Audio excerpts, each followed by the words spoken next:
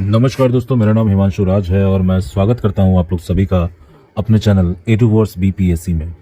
दोस्तों, आज की इस वीडियो में हम लोग जो बात करेंगे वो है कि आखिर कट ऑफ के बाद क्या, कट ऑफ के बाद हमारा माइंडसेट और हमारी जो कुल रणनीति है वो किस प्रकार जानी चाहिए। दोस्तों देखिए, अभी तक आपने लगभग सारे जितने भी एनालिसिस प्रेडिक्शन आए होंगे, इवन इंक्लूडिंग मेरे, आपने लगभग सभी से मिला लिया होगा और मिलाने के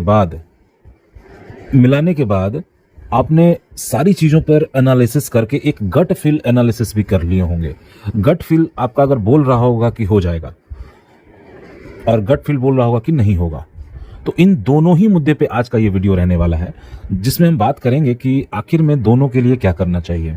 सबसे पहली बात कि अगर हमारा गट फील आता है कि हमारा हो गया है, तब तो आपको बिना एक दिन गंवाए हुए, बिना समय गंवाए हुए आपको पूरी तरीके से मेंस ओरिएंटेड हो जाना चाहिए। दोस्तों, थोड़ा सा इस बार बीपीएससी ने थोड़ा टाइम जरूर दिया है, क्योंकि देखिए अभी आपके मेंस होने में मार्च तक का समय है, मार्च 2026 तक का समय है और ये एक इनफ टाइम है। अभी चल रहा है नवंबर टू मार्च, यानी कि लगभग 5 मंथ आपके पास हैं मेंस की तैयारी के लिए। इस 5 मंथ में आप बहुत अच्छा मेंस तैयार कर सकते हैं।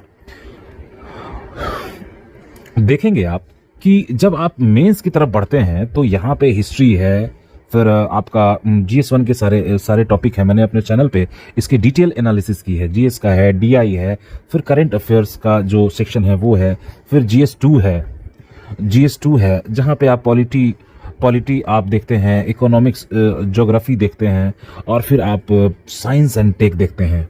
इन सारे देखने के बाद फिर आपका एसए का एक पेपर यहाँ पे देखने को मिलता है, जो कि पूरी तरीके से 3 सेक्शन में बटा होता है, सेक्शन 1, सेक्शन 2, जिसमें सामान्य एसए पूछे जाते हैं, और सेक्शन 3 जो होता है वो बिहार से रिलेटेड जो कहावत, लोकोक्ति और प्रोवर्ब्स हैं जो बिहार के लैंग्वेज में, जो यहाँ के रीजनल लैंग्वेजेस हैं, उसके यहाँ पे प्रोवर्ब पूछे जाते हैं। तो ये बहुत लंबा चौड़ा टॉपिक है और ऐसा दोस्तों आपको लग रहा होगा कि हमारे पास टाइम बहुत है, हम आराम से करेंगे, हम अभी देख लेंगे जब आएगा तब। ऐसे नहीं होता है दोस्तों। हम अगर अभी से लगेंगे तो फिर हम ज़्यादा अच्छा परफॉर्म कर पाएंगे अपने मेंस में। टॉपिक्स दोस्तों बहुत है और आप विश्वास मानिए, अगर आप जीरो हैं तब भी आप इन 5 मंथ में बहुत अच्छा आप मेंस ज्वाइन कर सकते हैं। अगर आप सक्षम हो तो आप, अगर एकदम से बिल्कुल दिक्कत हो रहा तो आप YouTube या फिर किसी कोचिंग का सहारा ले सकते हैं। नहीं कर सकते हैं तो YouTube का आप मदद लीजिए, ChatGPT यूज़ कीजिए, मोबाइल का हेल्प लीजिए, किसी अच्छे नोट्स को आप अपने पास मंगवा के उसको पढ़ने की कोशिश कीजिए। इन सारी चीज़ों को आप कर सकते हैं अभी के इसके टाइम पे। फिर एक टेस्ट सीरीज़ आपको, मॉक टेस्ट सीरीज़ आपको ज़रूर से ज़रूर ज्वाइन ही करना चाहिए, क्योंकि अगर आप मॉक टेस्ट सीरीज़ ज्वाइन कर लेते हैं तो इससे आपको अपना मूल्यांकन करने में बहुत ही आसान होगा। अब दोस्तों जो बात करते हैं, ये इस सेक्शन में हमारे द्वारा इस चैनल के माध्यम से बहुत सारी चीज़ें करवाई गई हैं, बहुत सारी स्ट्रैटेजी पे मैंने डिटेल बात करी है अपने इस चैनल पे। अगर आपको ज़रा सा भी उस पर डिटेल स्टडी और आंसर राइटिंग अगर जीरो से शुरू करने का, अगर आपको वीडियो, अगर कोई गाइडेंस नहीं मिल पा रहा है तो आप उस पर जाकर, आप एडूवर्स पे जाकर आप नीचे स्क्रॉल करके आप देख सकते हैं और काफ़ी डिटेल सकारात्मक रूप से आप वहाँ से चीज़ों को निकाल सकते हैं। अब बात करते हैं दोस्तों जिनका लग रहा है कि नहीं। देखिए दोस्तों, यहाँ पे मैं एक चीज़ कहना चाहूँगा कि इस बार का जो पेपर था, इस बार के पेपर ने पूरी तरीके से सबको चौंकाया था। अच्छे धुरंधर इसमें मात खा गए।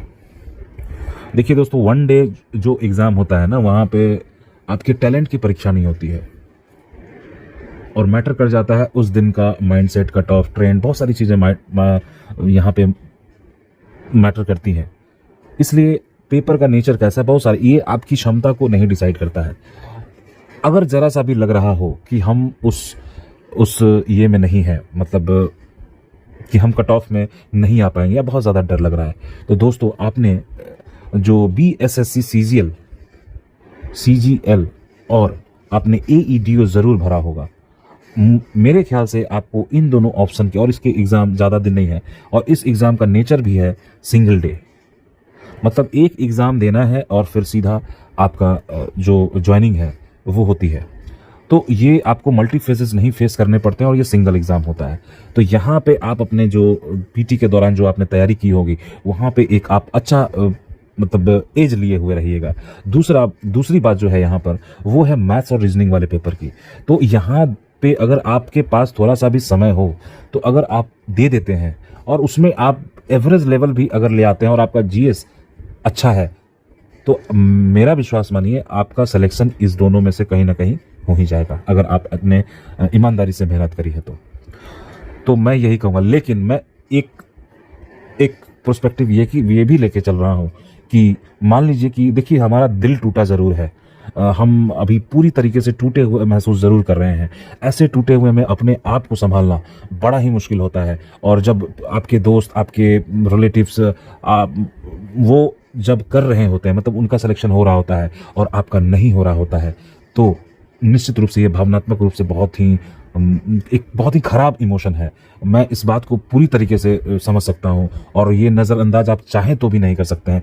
ये पीर ऐसा है जिसे सहा नहीं जाता है, ना ही रहा जाता है। लेकिन यहीं पे दोस्तों आपको अपने आप को संभालना होगा और आपको आगे की तरफ मूव करना होगा। मैंने अपने वीडियो में ये बात भी कही थी कि अगर हम जीतेंगे तो 100% देंगे और अगर हम हारेंगे तो हम 200% देंगे। तो इसी एटीट्यूड, इसी जोश जुनून और इसी जज्बे को बरकरार रखते हुए आप आगे की तरफ मूव करें और जीवन बढ़ जाना ही है दोस्तों। जीवन में पुरानी बातों को अगर लेके चलेंगे हम तो बहुत ही मुश्किल और बहुत भारी सा जीवन हो जाता है, मन भारी लगने लगेगा। जीवन में हमेशा आनंद से जीवन जीना चाहिए और मुश्किलों का बड़ा अडिग रूप से और बहुत चट्टान की तरह उसका सामना करना चाहिए। यही जीवन का मूल मंत्र यही है दोस्तों। जिसने भी ये कर लिया वो हमेशा फाइटर होता है। और दोस्तों मेरा मानना यही है कि आप अगर हारे भी होंगे तो थोड़े से ही, अगर आपको दुख हो रहा होगा, क्योंकि जो नॉन सीरियस होंगे वो ना इस वीडियो को देखेंगे, ना ही कोई कट ऑफ और इस सारी चीज़ों पर वो डिस्कशन सुन। अगर आप सुन भी रहे हैं इवन, तो इसका मतलब है आप एक सीरियस स्टूडेंट हैं। और आप अगर सीरियस हैं तो मेरा विश्वास मानिए आपका अगर इस बार नहीं हुआ है, आप बीएसएससी, सीजीएल, एईडीओ में निश्चित रूप से ट्राई कीजिए। और जो हमारा जो 72 वाला जो नोटिफिकेशन है, जो कि अगले, हालांकि इसमें बहुत अभी टाइम है, लेकिन मेरा विश्वास मानिए आप वहां पर जरूर बहुत अच्छा करेंगे। इसी विश्वास और इसी भरोसे के साथ मैं आपसे विदा लूंगा और अगले वीडियो में हम लोग बात करेंगे फिर। धन्यवाद दोस्तों।